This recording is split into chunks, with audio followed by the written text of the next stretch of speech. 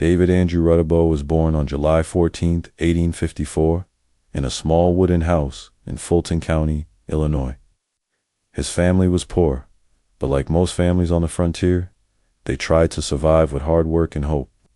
David's parents believed life would improve if they kept moving west, where land was cheap and opportunity waited. But life did not give the boy any comfort. Instead, it gave him loss. When David was still young, his father died. The death of the man who held the family together changed everything. His mother suddenly had to raise several children alone, in a country where every day felt like a battle. From that moment, David learned his first lesson. The world is cold, and nobody will save you. The family moved often, chasing jobs, following rumors of better days. They traveled through Kansas, into Colorado, and sometimes stayed in small towns. Where David worked wherever someone would hire him. He took jobs as a farmhand, hauling grain, cleaning stables, driving cattle, and sometimes doing work boys his age should never have been forced to do. But the frontier did not care about childhood. It cared only about strength. People who met David during those years remembered him as quiet, thin, and serious. He did not laugh much. He stared at people with a cold, sharp expression, as if always expecting trouble. Some said he was angry at the world. Others said he was simply broken too early. But everyone agreed on one thing. David Rudabaugh carried something heavy inside him.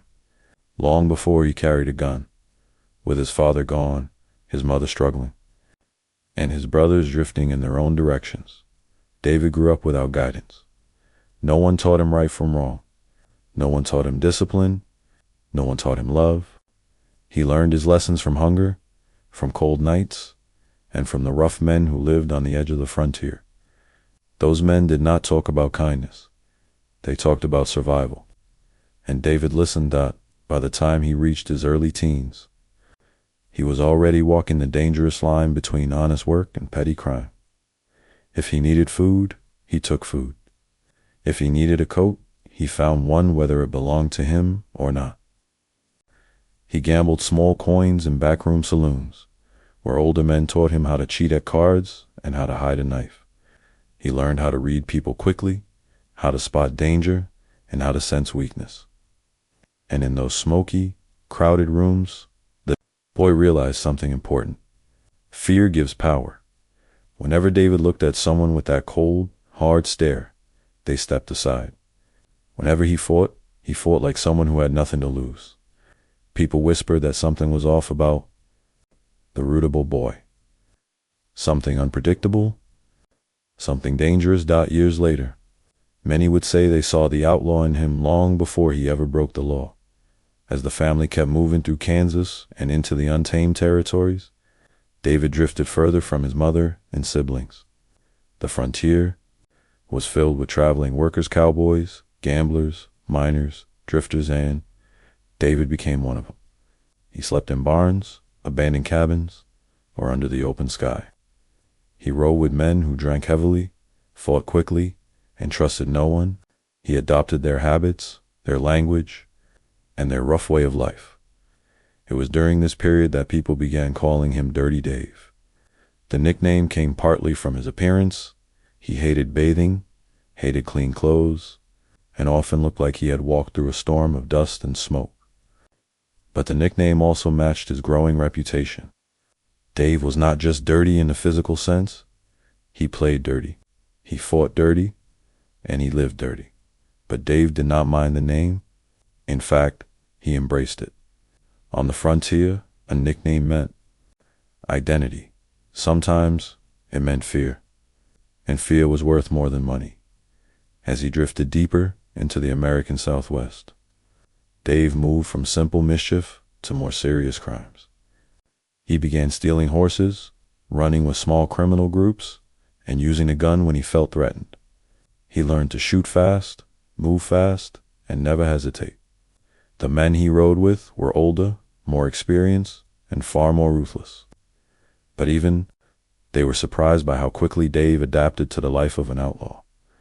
It was clear by his late teens that David Rudabaugh had no interest in becoming a farmer, a rancher, or a family man. He wanted freedom, his own kind of freedom, the kind where no one told him what to do, where he answered to no one, where he could take what he wanted and walk away without apology. And the frontier was the perfect place for a young man like that, but the same frontier that offered him freedom would also push him into the company of men whose names would become legends. The same road he followed would pull him into gunfights, robberies, betrayals, and battles he could never escape from. The boy with nothing was slowly becoming something the West had never seen before. Fearless outlaw with no loyalties, number, limits, and no fear of death. Dirty Dave Rudabaugh was no longer drifting. He was heading straight toward the life that would make him a legend. Asterisk, when David Rudabaugh stepped into his late teens, he was no longer just a poor boy trying to survive. He was becoming something else, something harder, colder, and far more dangerous. The American frontier shaped him quickly. It took the child with empty pockets and turned him into a young man who believed that life belonged only to those bold enough to steal it. By now, he had left his family behind completely. They moved one way, and Dave drifted another. His mother still hoped he would grow into a respectful man, maybe a rancher or a shopkeeper. But Dave had already made his choice. The road, the saloons, and the company of rough men were his new family. He learned that on the frontier, reputation mattered more than truth. If people believed you were dangerous, they left you alone. If they believed you were fast with a gun, they didn't test you. Fear protected him far better than any law ever could. People began calling him Dirty Dave during this time. And not just because he avoided washing. Dave didn't care about clothes, appearance, or manners. He wore the same dusty shirt for weeks. His boots were cracked and muddy. His hair grew long and tangled, and he never tried to tidy it. But the name also fit his growing personality. He played dirty, fought dirty, and lived dirty. Dave didn't mind. He embraced the nickname. A clean reputation didn't help you on the frontier. A dangerous one did. He spent most of his nights in small saloons filled with smoke, sweat, and the sounds of rough men gambling. There, Dave learned how to cheat at cards without being caught. He learned how to drink without getting too drunk. And he learned the most important lesson of all. Violence was the true language of the West. If you couldn't speak it, you didn't survive. He watched men argue over coins and end the night with a bullet in the chest. He once saw a cowboy shot, dead simply because he bumped into someone's chair. To Dave, this was not shocking. It was normal. Violence became familiar, like a shadow that followed him everywhere he went. He also learned how quickly trust could turn into betrayal. Men who were partners at sunrise could become enemies by sunset. No one trusted anyone completely. No one made promises they intended to keep. Dave absorbed this lesson deeply. He grew into a man who never allowed himself to rely on others. If something had to be done, he did it himself. Traveling from town to town, he fell in with groups of drifters, thieves, and young guns who wanted easy money. Dave rode with anyone willing to commit crimes. He stole horses from ranches, shook down travelers for coins, and helped groups of young criminals raid stores or barns under the cover of darkness. He worked with many different men, but he never stayed with one group for long. Arguments, fights, and quick tempers always broke things apart. One point was clear. Dave was unpredictable, even to his own friends. Some men said they liked him. Others said they didn't trust him. Most said they feared him. A few wanted to fight him. But once someone saw the fierce, cold look in Dave's eyes, they usually backed away. Dave lived wild, but he was not careless. He was observant, always, watching who entered a room, who touched their gun belt, who stared too long at him. He developed a sharp survival instinct. He knew when to fight, when to run, and when to keep his mouth shut. These instincts would save his life many times in the years ahead. By his early 20s, Dave had become known across parts of Colorado, Kansas, and New Mexico as a drifting troublemaker. His name appeared in small-town gossip and in whispers by travelers passing through. He had not yet committed any grand crimes, but lawmen considered him a dangerous young man. They knew he was on the edge of becoming something far worse. Around this time, Dave began meeting more experienced outlaws. These men had robbed stages, rustled cattle, and fought in real gun battles. They looked at Dave and saw potential. They saw a young man with nothing to lose, one who didn't flinch in dangerous situations, a young man who could kill without hesitation if push came to shove. Dave liked their approval. He liked the sense of belonging. He liked being around men who didn't look down on him. He also liked how powerful he felt in their presence. For the first time, it wasn't just surviving. He was becoming someone feared and respected. The more time he spent with hardened criminals, the more he realized he didn't want a simple life. He didn't want a farm, a steady job, or quiet nights. He wanted excitement, fast money, and the rush of danger. He wanted to live on the edge, where life felt sharp and alive. But the path he had chosen would soon drag him into deeper darkness. It would pull him toward crimes that newspapers would print across the country. It would place him face to face with outlaws who would become legends, men like Doc Holliday, Bat Masterson, and Billy the Kid. Dirty Dave Rudabaugh had taken his first steps into the world of the violent and infamous, and the next steps would be even more dangerous. Asterisk. By the time Dave Rudabaugh reached his early 20s, the frontier had shaped him into a restless drifter. He had no home, no family, and no plans for a normal life. He lived by his own rules, moving from one dusty town to another, always searching for the next chance to earn quick money or steal it. But soon, his life would take a sharp turn.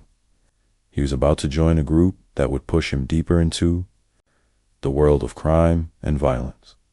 This group was known as the Dodge City Gang, one of the most feared and unpredictable bands of outlaws in the American West. Asterisk. Dodge City, Kansas, was famous for all the wrong reasons. It was a wild place full of saloons, gamblers, cattle drivers, drifters, and troublemakers. Gunfights happened almost weekly, and lawmen could barely control the streets. For many young men like Dave, Dodge City was a place where you could disappear into the chaos or become famous overnight. When Dave arrived there, he was tired, broke, and hungry. But he was exactly the kind of man Dodge City attracted. Within days, he found himself drinking in saloons, joining games of poker, and watching fights break out every night. The city felt alive, it felt lawless, it felt like home, and it was in this atmosphere that Dave caught the attention of dangerous men. Asterisk. The Dodge City Gang wasn't a single organized group. It was more like a loose brotherhood of criminals who respected each other's skills.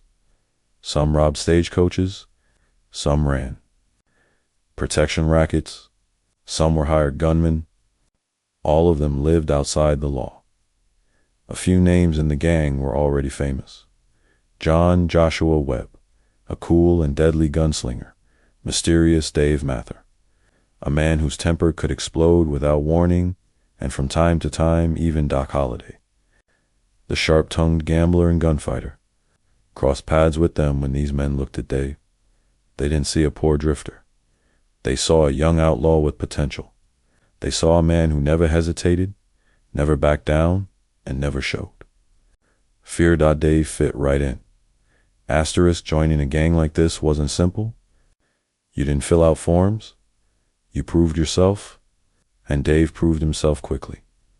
One night in a Dodge City saloon, a fight broke out after a man accused Dave of cheating at cards. Instead of denying it, Dave stood up slowly, stared the man down, and reached for his gun with calm confidence. The fight ended before it began. Dave's speed shocked everyone. The man fell, wounded but alive. Other outlaws watched closely. They saw that Dave did not shake after the fight. He didn't panic. He didn't even look proud. He simply holstered his gun and walked away. That moment told the gang all they needed to know. Dave Rudabaugh was one of them. From that day, Dave began riding with the gang on small jobs. They taught him how to plan robberies, how to scout targets, and how to escape quickly after a crime. Dave already knew how to survive, but now he learned how to survive like a true outlaw with strategy, timing, and teamwork. He became especially useful as a lookout. Dave was observant, quiet, and patient. He could sit for hours watching a road or a building without anyone noticing him. The gang valued that. Asterisk, for the first time in his life, Dave felt like he belonged somewhere. These men didn't judge him for his past. They didn't care about his dirty clothes, his rough manners, or his lack of family. On the frontier, all that mattered was courage, skill, and loyalty. But loyalty was something Dave struggled with. He trusted no one fully, not even the men who trusted him with their lives. Still, he enjoyed their company. He enjoyed the planning, the danger, and the thrill of fast money. With the Dodge City gang, Dave learned more than how to commit crimes. He learned how to build a reputation. Saloons whispered his name. Travelers avoided him. Lawmen wanted to question him. Newspapers began mentioning a young outlaw known as Dirty Dave, and the more people feared him, the more powerful he felt. Asterisk, the deeper Dave went into the gang's world, the more dangerous his life became. The gang wasn't just robbing travelers or cheating at cards anymore. They began planning bigger crimes, crimes that would bring them riches, but also bring them into conflict with the law. One night, the gang sat in a back room of a saloon, planning something bold, a train robbery. Dave listened as the older outlaws discussed routes, gold shipments, guards, and escape plans. This was no small-time job. This was a crime that would echo across the frontier, a crime that would either make them rich or make them hunted men for the rest of their lives. Dave didn't hesitate. He agreed instantly. This was the life he wanted. This was the danger he craved. Asterisk says he left that room that night. Dave didn't know it yet, but he was walking toward the moment that would define his life. The train robbery would change everything. It would push him from a small-time outlaw into national headlines. It would place him on wanted posters across the Southwest.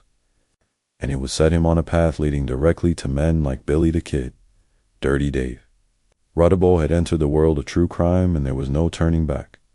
Asterisk, the night was cold, and the wind cut across the open plains like a knife when Dave Rudabaugh and the Dodge City gang met to plan the biggest crime of their lives. They sat in the back room of a crowded saloon, the air thick with cigar smoke and the sound of muffled laughter from the bar, but their minds were not on drinking or gambling. They were thinking about a train that carried money, rifles, and goods enough to make them rich for months. For Dave, this was more than a robbery. It was a chance to prove himself, to show the gang that he was not just a young drifter. He wanted them to see him as a real outlaw, someone they could depend on. When the older men discussed the risks, Dave said nothing. He only nodded. His cold eyes said everything. He was ready. The gang planned to hit the Atchison, Topeka and Santa Fe train, a line known for transporting valuable cargo. Many outlaws dreamed of robbing it, but few had the courage to try. The law protected the train heavily, and railroad detectives were known for their toughness. But the Dodge City gang believed they had a chance. They studied maps, talked to inside sources, and learned the train's schedule by heart. On the night of the robbery, Dave rode silently with the others through the moonlit prairie. The only sound was the steady beat of horse hooves and the distant call of night birds. Dave felt a strange rush inside him, a mix of fear and excitement. This was the moment he had been moving toward his whole life. A childhood of hunger, wandering, and violence had led him here. When they reached the tracks, the gang split up. Some hid behind rocks, others crouched near bushes with rifles ready. Dave took his position close to the tracks, gripping his pistol. Tightly, he could hear his own breathing, slow and controlled. He felt calm, almost too calm, in the distance. The faint whistle of the approaching train echoed through the night. The sound grew louder, the ground trembling softly beneath Dave's boots. As the train came into view, sparks flashed from its wheels and steam poured from its engine. Dave felt the rush of adrenaline strike him hard, but he held steady. The gang made their move. They rushed toward the cars, shouting orders and firing shots into the air. The engineer panicked, pulling the brakes. The train screeched to a halt. Everything happened. Fast doors opened, guards jumped out, and gunfire lit up the night. Dave fired his pistol, not aiming at anyone in particular, but keeping the pressure on the guards. But something went wrong. The guards were better prepared than expected. Hidden rifles fired back with deadly accuracy. One outlaw fell, another stumbled into the dirt, clutching his leg. The gang shouted to retreat, but the fight only grew more intense. Dave found himself pinned behind a boulder, bullets striking the ground around him. He could hear the older men yelling commands, but the battlefield was chaos. The robbery was failing. Dave realized they were outnumbered and outgunned. The guards had the advantage of higher ground and better cover. The element of surprise was gone. What was supposed to be the gang's greatest moment was turning into a disaster. In the confusion, Dave made a split-second decision. He signaled to the others and ran toward his horse. The gang had no choice but to follow his lead. They fired a few last shots, jumped into their saddles, and vanished into the night. Behind them, the train guards shouted and fired wildly. But the darkness swallowed the outlaws quickly. When the gang regrouped miles away, their anger was clear. The failed robbery had cost them time, ammunition, and the safety of anonymity. The railroad company would not forget this.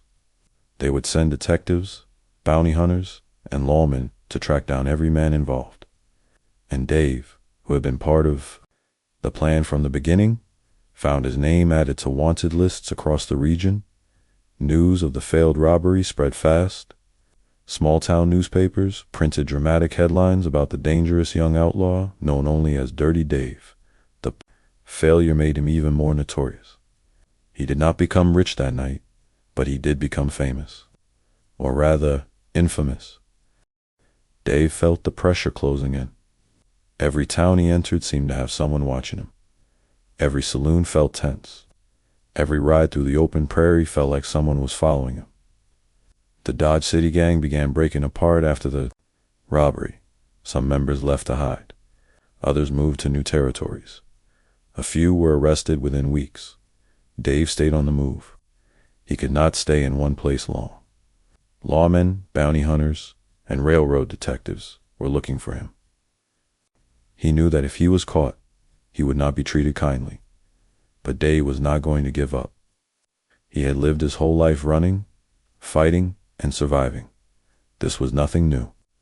What he needed was a new direction, a new place to hide. And that direction would soon lead him straight into the chaos of New Mexico, where he would meet one of the most famous outlaws in history. The failed train robbery did not break Dave Rudabaugh. It pushed him into the next chapter of his life, a chapter filled with gunfights, betrayals, and a deadly friendship with Billy the Kid.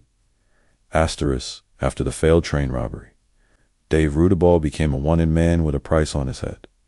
The Dodge City gang had scattered, and the frontier grew too dangerous for him to stay in one place. Every town he entered felt like a trap. Every stranger seemed like a possible bounty hunter. So Dave did what he always did when trouble got close. He kept moving. His ride took him south, across open plains and lonely roads, into the rough and unpredictable land of New Mexico. This region was boiling with conflict, violence, and political tension. For an outlaw, it was the kind of place where a man could disappear. For Dave, it was exactly the place he needed. New Mexico was still recovering from the Lincoln County War, a violent battle between rival business groups, hired gunmen, and desperate young outlaws. Towns were filled with fear, whispers, and broken loyalties. Lawmen didn't know who to trust, and normal citizens stayed indoors after sunset. The perfect kind of chaos for a man like Dave. It was here, in this unstable world, that Dave's path crossed with a young outlaw who would become one of the most famous figures in American history. Billy the Kid. Billy was already a legend in New Mexico. Stories about him spread everywhere. Stories of his fast draw, his charm, his bold escapes, and his ability to smile even during gunfights. Some said he was a hero, others said he was a cold murderer. No one agreed on who Billy really was, but everyone agreed on one thing: he was dangerous. Dave first met Billy in a dusty hideout near Fort Sumner. Dave had been traveling with a few drifters, looking for shelter and allies. When he walked into the small adobe building, he found a group of young men cleaning guns, laughing, and planning their next move. Among them was Billy. He was smaller than Dave expected, almost boyish, with quick eyes and a confident smile. But there was something sharp about him, something that said he wasn't someone to underestimate. When Billy heard Dave's name, he grinned and said he had heard of Dirty Dave, the outlaw who fought like a cornered wolf. Dave and Billy studied each other for a moment. Two dangerous young men sizing each other up. Then Billy nodded and offered him a drink. Just like that, a strange partnership began. Dave was impressed by Billy's fearlessness. Billy, on the other hand, liked Dave's toughness and unpredictability. The two men had different personalities, but both were survivors. Both were used to living on the edge. Both trusted their guns more than they trusted people. Billy introduced Dave to the small group of men who rode with him: outlaws, farm boys, and wandering gunmen who had sided with Billy during the Lincoln County War. They lived in abandoned houses, cattle camps, and small ranches owned by friendly families.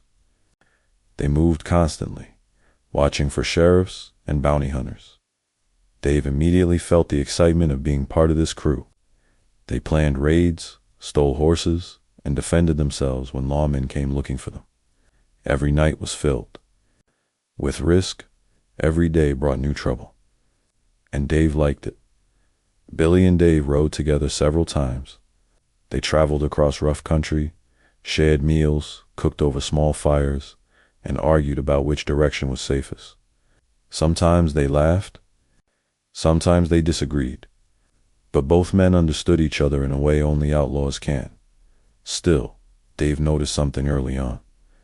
Billy had friends. Billy had loyalty around him. The men who rode with Billy truly cared for him. They trusted him. They followed him because they believed in him. Dave had never experienced that kind of loyalty, and he knew he could never give. And in return, one night, while sitting beside a campfire, Billy joked that Dave was the quietest member of the group. Dave simply shrugged. Then Billy said something no one expected. "He's the only man I ever feared." The others laughed, thinking Billy was joking. But he Weston. Billy meant it. Dave didn't smile at the comment. He didn't deny it. He only stared into the fire, his face lit by the orange glow, showing no emotion. Billy feared Dave not because he was a better shot, but because he was unpredictable, quick to act, hard to read, and able to turn cold in an instant. Dave liked riding with Billy, but he never let himself get close. Where Billy made friends, Dave kept a distance. Where Billy trusted his men, Dave trusted no one, not even Billy. This difference would matter greatly later. Over the next months, Dave became part of Billy's circle. They robbed together, hid together, and fought the law together, but Dave always stayed detached, watching everyone carefully. He admired Billy's charm, but he also saw Billy's weakness, his loyalty. Dave believed loyalty only got you killed. Even so, for a short time, their partnership worked.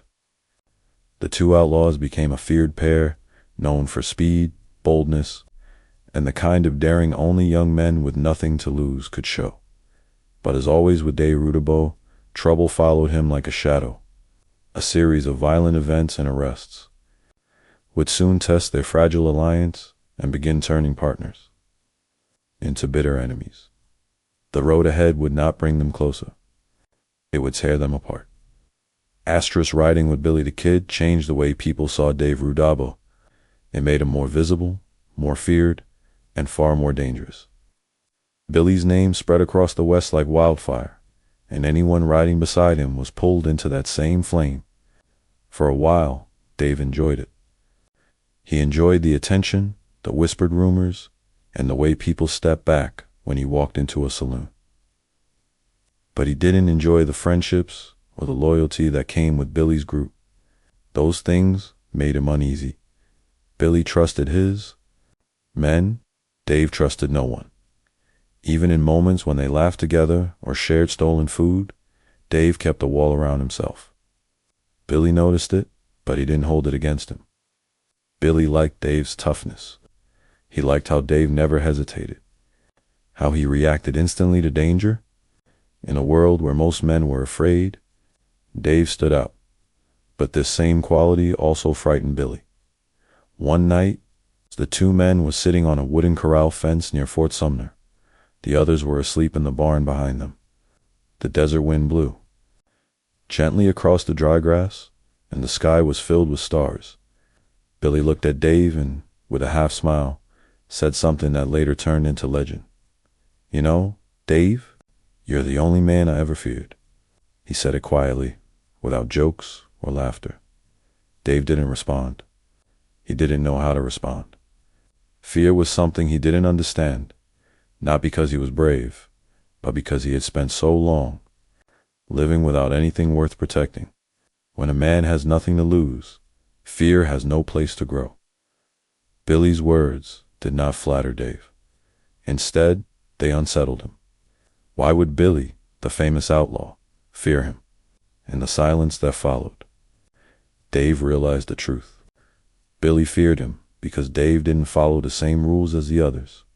The kid knew that his own men would protect him, would ride with him no matter what happened.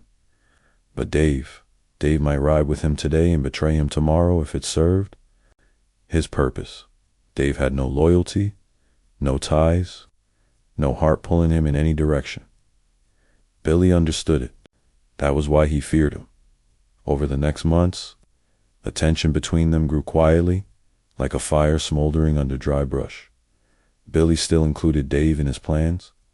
They still rode together on raids and escapes. But something had changed. They watched each other more closely. They noticed each other's choices, and they often disagreed on how to handle danger. Billy preferred strategy.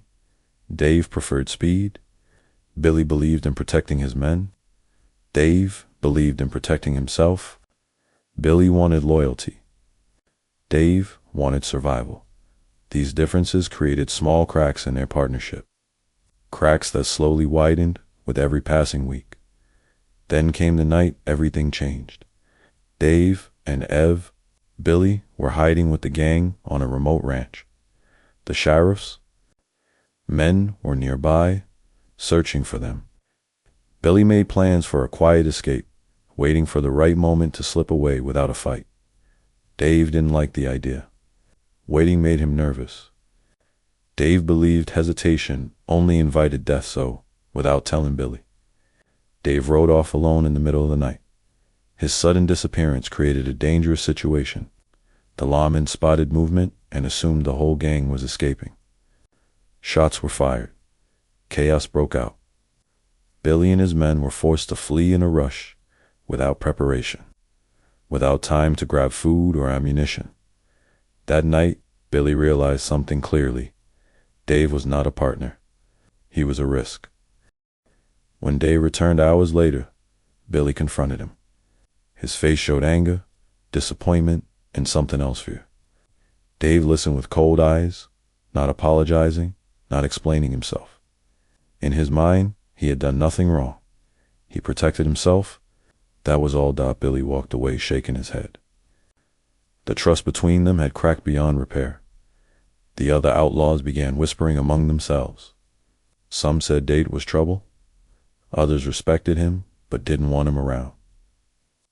One thing was certain: Billy's gang had been built on friendship, loyalty, and shared danger. Dave didn't fit into that world. Billy didn't push him out directly. He didn't have to. Dave could feel the shift. He could see the way the others watched him, unsure if he would stand with them or abandon them. And Dave himself felt uncomfortable. Loyalty made him uneasy.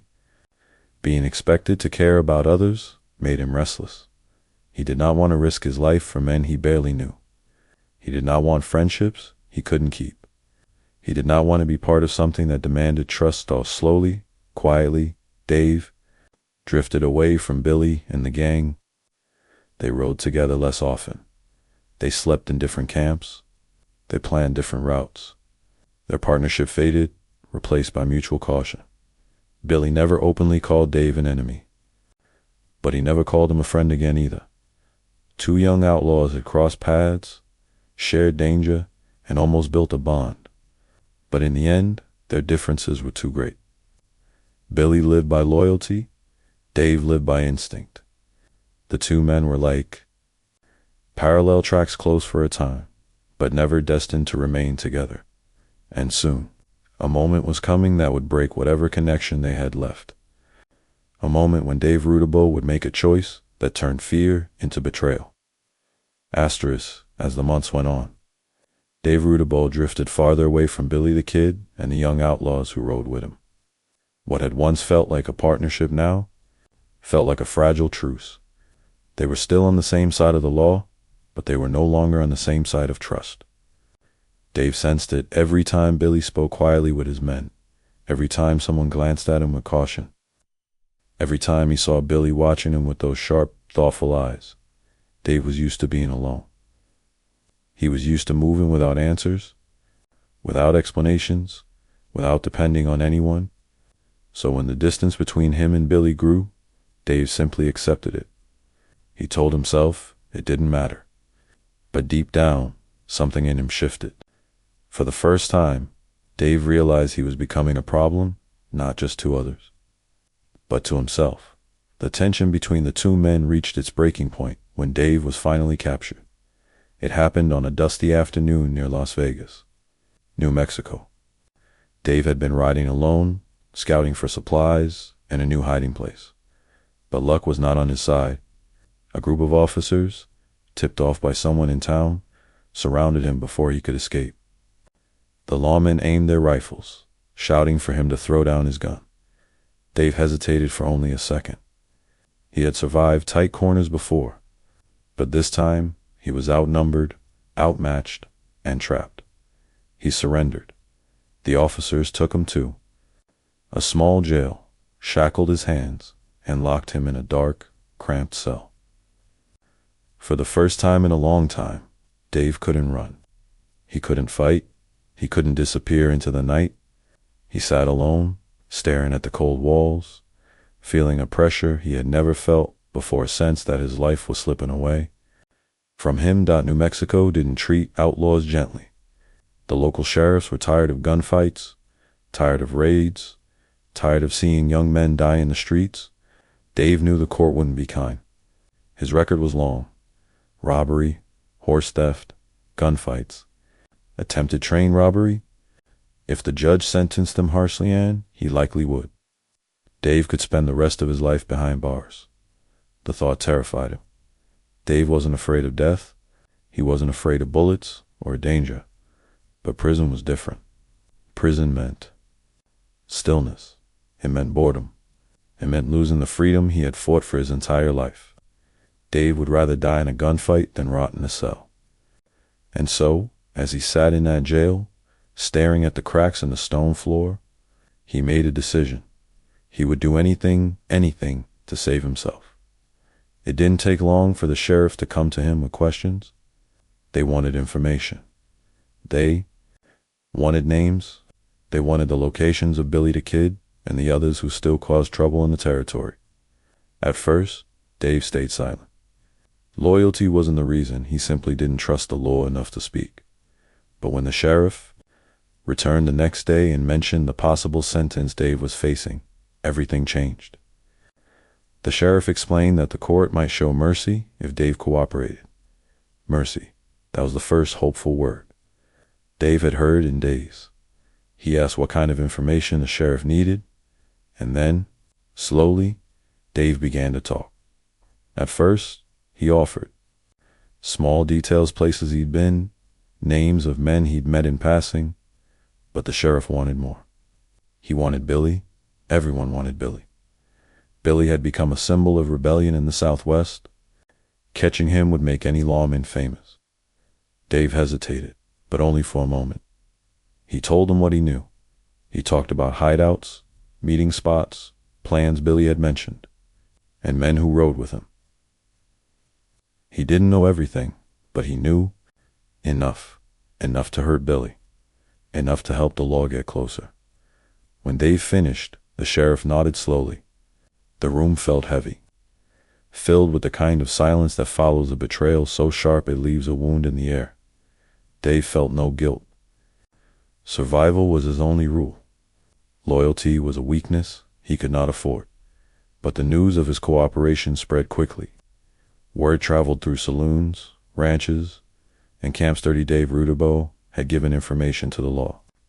People whispered his name with anger, surprise, and disgust.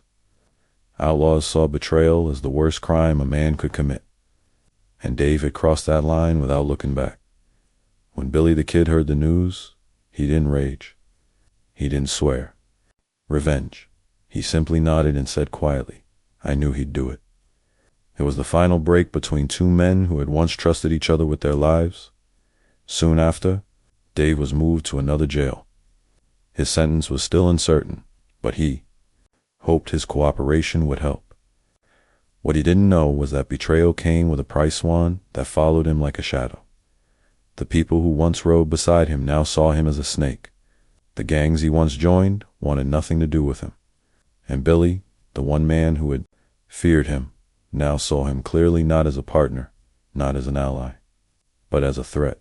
Dave had saved himself for now, but the cost of that choice would come back to him very soon. And it would come violently. Asterisks after Dave Rudabaugh betrayed Billy the Kid, his life did not become easier.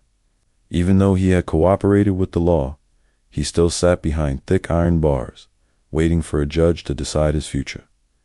Days passed slowly, each one filled with silence, bad food, and the endless feeling of being trapped. Dave hated it. Okay. The walls felt like they were closing in on him. He was a man born for open skies, not stone cells. The sheriff believed Dave might become useful again, so they treated him slightly better than the average prisoner. But better treatment did not mean freedom. Dave still slept on a hard cot with a thin blanket. He still listened to the sound of keys turning, chains rattling, and other prisoners groaning. Every night reminded him why he feared prison more than death. He began to notice things: guards who were careless, routines that never changed, weaknesses in the jail's design. Dave was quiet, but his eyes were always busy. He studied every corner of the place, memorizing it like a map in his head. If there was a way out, he would find it. One night, while sitting in his cell, Dave heard whispering. Two other prisoners were talking about escaping. They didn't know how. They didn't have a plan. They were desperate, scared men. But Dave was different. He had survived ambushes, gunfights, and years on the run. His mind worked in ways the others couldn't understand. He listened closely. He watched the guards. He waited. A few days later, Dave made his move.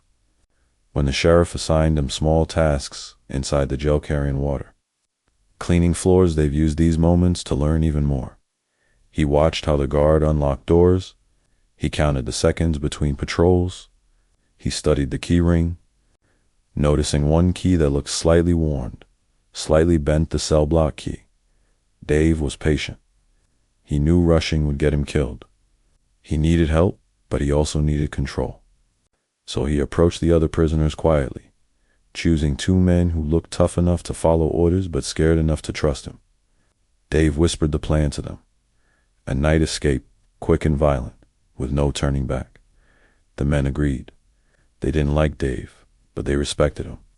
They saw the determination in his eyes and believed he could get them out. The night arrived with cold air and heavy darkness. The jail was quiet except for the ticking of a wall clock and the soft footsteps of a board guard making his rounds. Dave sat on his cot, pretending to sleep, his heart steady and calm. He had been preparing for this moment since the day he was captured. When the guard passed by, Dave moved fast. He reached through the bars with a piece of bent metal he had hidden for days. He hooked the guard's belt and yanked him violently against the cell door. The guard gasped in shock. Before he could shout, Dave grabbed him by the shirt, pulling him closer. The other two prisoners reached through their own bars and held the guard tight while Dave snatched the key ring from his belt. The guard tried to struggle, but Dave slammed his head against the bars, knocking him unconscious. The sound was sharp in the quiet hallway. Dave froze, listening. No other guard reacted. The moment was right. He unlocked his cell first, then the others. The metal clank of the keys felt like music to him. Once free, Dave moved swiftly. The three men crept down the hall, staying low, avoiding windows. They knew they only had minutes before someone discovered the missing guard. Dave reached the main door and used the bent key. The lock turned with a soft click. The door slid open. Outside, the moon lit the empty street. Their horses, hidden earlier by a friend, waited behind an old shed. The escape seemed almost too easy. But then a voice shouted behind them. A deputy had spotted movement. Gunfire erupted. Sparks flew from the dirt as bullets struck the ground. Around them, Dave didn't look back. He ran harder, reaching the horses and mounting with the speed of a desperate man. The other prisoners followed, trembling but determined. Dave kicked his horse into a full gallop. The wind whipped against his face. The shouts of the deputies grew faint behind him. Faster and faster he rode, heading into the darkness of the open land. By dawn, they were gone, swallowed by the endless plains. News of the escape spread quickly. Newspapers called it one of the boldest jailbreaks New Mexico had ever seen. People whispered that Dirty Dave Rudabaugh had slipped through the hands of the law once again. Some admired him, others cursed his name. But everyone agreed on one thing. Dave was nearly impossible to hold. His betrayal of Billy was still fresh, and now he had betrayed the law as well. He had no allies left in the American territories. No gang wanted him. No town wanted him. And the law wanted him more than ever. So Dave made another choice, one that would shape the rest of his life. He would cross the border into Mexico, a land with different laws, different dangers, and a place where an American outlaw could disappear. For now, crossing into Mexico felt like stepping into a different world. The dusty roads, the warm winds, the small villages, and the unfamiliar language all made Dave Rudabaugh feel like he had finally outrun the ghosts of New Mexico. In the United States, he was hunted. In Mexico, he was unknown. That small difference gave him a strange sense of freedom, but also a deep feeling of unease. Dave had always survived by staying alert, staying cold, and staying ready to act before anyone else. Mexico did not change that. It simply gave him new shadows to watch and new dangers to understand. He rode into the borderlands with 2 stolen horses and a few coins. He had stuffed inside his boot. He had no friends, no plan, and no destination, only one clear goal: stay alive. Every town he passed through looked at him with curiosity. He didn't speak Spanish well, but he understood enough to get by. He bought food when he could, slept in barns when he had to, and kept his pistol close even when he closed his eyes. Soon, he settled in northern Chihuahua, a region filled with ranchers, miners, soldiers, and men who used violence to solve their problems. It was the perfect place for someone like Dave. The people here were tough and suspicious. They had their own troubles, their own enemies, and their own wars. Outsiders were welcomed only if they could work or fight. Dave learned quickly that his reputation meant nothing in Mexico. He was just another stranger. But his skill with a gun made him valuable. When a rancher needed someone to scare off cattle thieves, they paid Dave.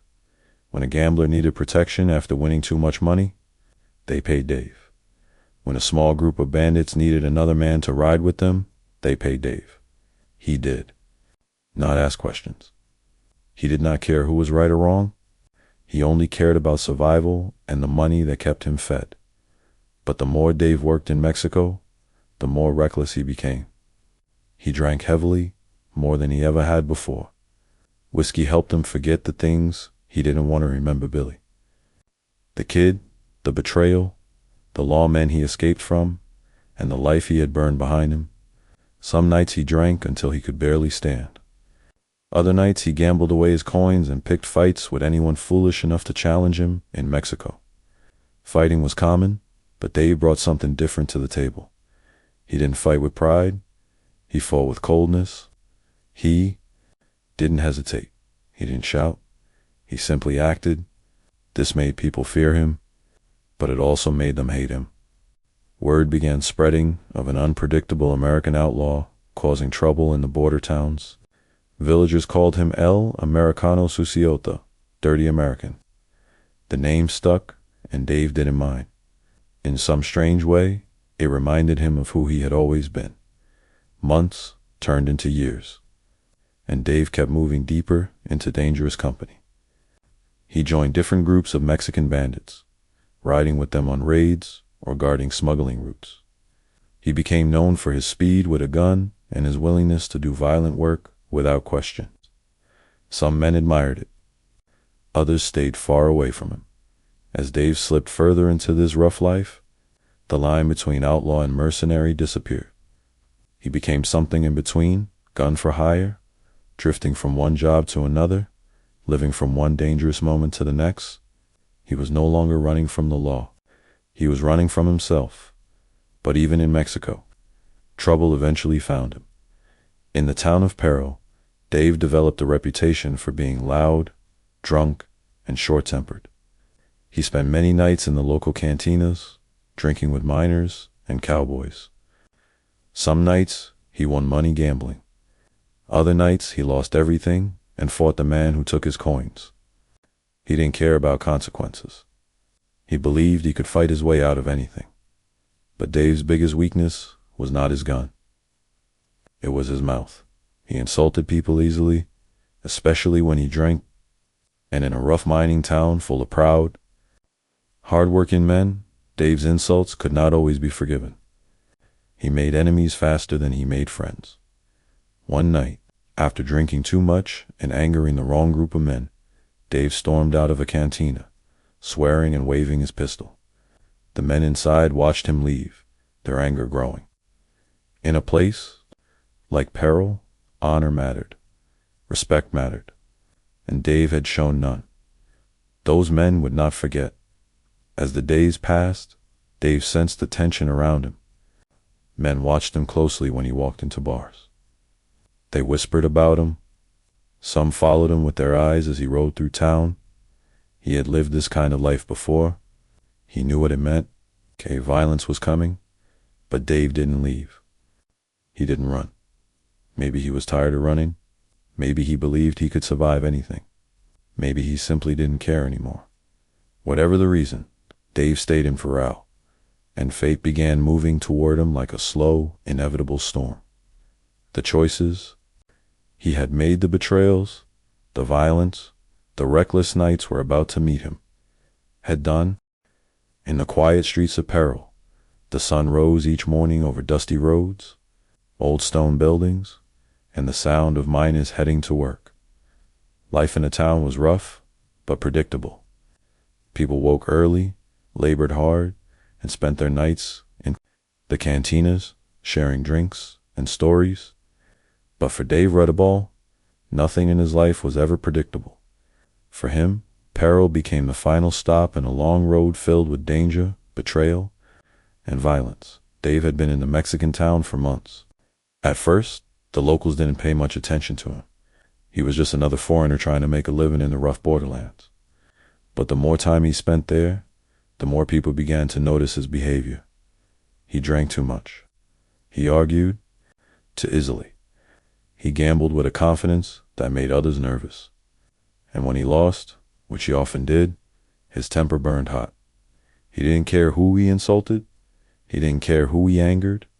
He didn't care who he offended. Dave ad-lived, too long on the edge to worry about consequences, and he behaved as if he believed he could fight his way out of any trouble. But Mexico was not the same as the American frontier. People here did not ignore disrespect. Pride mattered, honor mattered, and once a man crossed a certain line, there was no going back. One evening, Dave entered a crowded cantina after a long day of drinking elsewhere. His boots dragged across the dirt floor, and his eyes were cloudy with alcohol. The room smelled of tobacco, sweat, and cheap liquor. Men were playing cards at wooden tables. Others talked quietly. A guitar played in the corner. But everything changed when Dave burst through the door. He pushed his way to the bar, shouted for more whiskey, and began complaining loudly about losing money earlier in the day. A group of local men sitting nearby exchanged glances. These were the same men Dave had insulted before him. He had mocked, threatened, and challenged on several occasions. Dave's voice grew louder. He said things that cut deep. He insulted their pride, their families, their country. The cantina fell silent, all eyes turning toward the scene. The barkeep tried to calm Dave down, but Dave only grew more aggressive. His hand moved toward the handle of his pistol. That was the final mistake. The group of angry men stood up. They didn't shout. They didn't warn him. They were already past the point of talking. Their patience had died days ago. They surrounded Dave with cold, steady steps. Dave turned, confused and slow from the alcohol. He barely had time to raise his gun. Gunshots exploded inside the cantina.